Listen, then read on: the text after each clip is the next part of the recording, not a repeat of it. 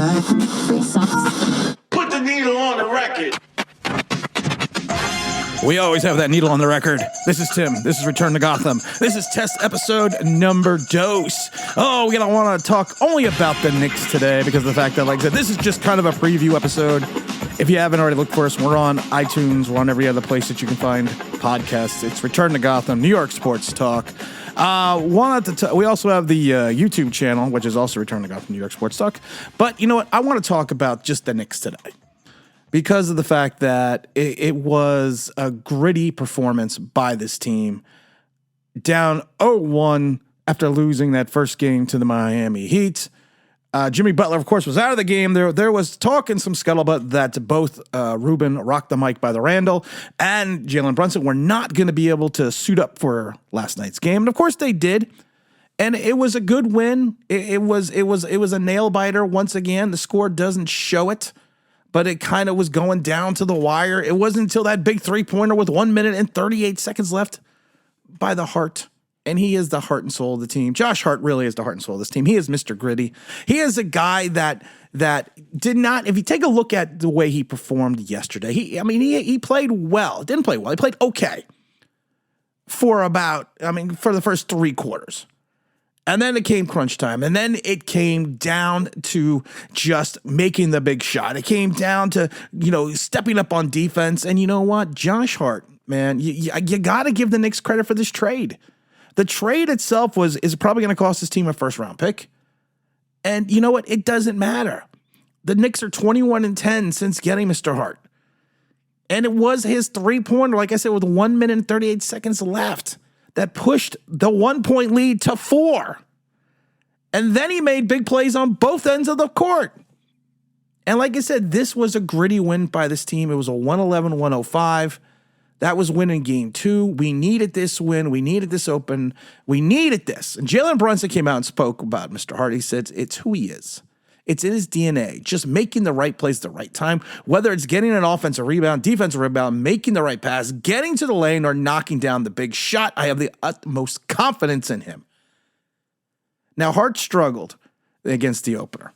He missed all 4 of his 3-point attempts. So, you know what? It was one of those games you thought, well, is he going to go into the proverbial playoff tank? No, this kid didn't lose confidence. And then, like I said, if you take a look at him on Tuesday, he played 33 minutes, but he played okay for the first 3 quarters. But when it was crunch time, he had a fantastic all-around game then, man. 14 points, 11 boards, 9 assists. He was at his best when the game was on the line. The Knicks down by 6 in the final 6 minutes and 42 seconds. It looked like it was going to be one of those things that you're like, oh, geez, here we go again, Knicks fans. Here we go again. We're going to go down 0-2 and have to head into Miami, which would have been disastrous. Then Mr. Hart steps up, clutch three-pointer, scores 10 fourth quarter points, another 4 rebounds. And like I said, he's the defensive stalwart of this team. He is the stopper. He is the stopper we have not had in years. And he's you know what? You always say it. He's a Thibodeau guy. And, Coach T came out and said, in Josh's case, he did everything, and that's who he is. We talk about playmaking ability, the assists, the big threes, the rebounds, the defense. He has become an integral part of this offense, of this team. Him and, of course, Jalen Brunson, who are former teammates over at the Villanova. And like I said, the Knicks are 21-10 since that move getting Josh Hart. And really, it's taken this team up into a different level. And you used to have this feeling with the Knicks where if things started going wrong, you just kind of had a feeling that the whole system was going to collapse. You were gonna fall into another proverbial Knick tank. But it didn't happen. It didn't happen. Now, you also had Julius Randle stepping up for a big 25 points, 12 rebounds, playing on that bum ankle. You also had the Brunson, who didn't look like he was going to play, but of course he's 10 for 19. His normal 6 for 10 for the three-point line for 30 points. Drops in another 5 rebounds and 2 assists. And you got to give it, like I said, RJ Barrett now like his 4th or 5th good game in a row. 8 for 17, 5 out of 9 out of 3. He's, I mean, 24 points. I know they say in the plus minus he was a -5, but I look at the totality of the game because you got starters that are logging some minutes, but you got some guys off the bench. You got the Hartenstein, playing a big 26 minutes. You got Grimes coming in for 26. You got the Obi Toppin deserves some more playing time, but of course when you have Randall rocking the mic, you got to give the ball to Randall. You're paying Randall the money. Obi Toppin only played 10 minutes and 0 points. And Mr. Quick, Mr. Vinny Johnson, Mr. Offense, coming in only for 6 points at 9 minutes. But this was a game of the starters. The big three, and now in some ways you can say the big four with Mr. Hart, really stepped up. Everyone in double digits in reference to scoring. I mean, it gives you, to me, the series is now tied up. That's the way I look. That's the way I always look at it. When you're 1-1, you go back. Yes, you lost home court advantage a little bit there. You lost on your home court, but with your 1-1, now the series is 0-0 to me. It's all tied up. It's you're back to square one again. I've said this a million times before. The Giants. I love the Giants. Been fans since Giants in '76, but the Knicks have always been my passion.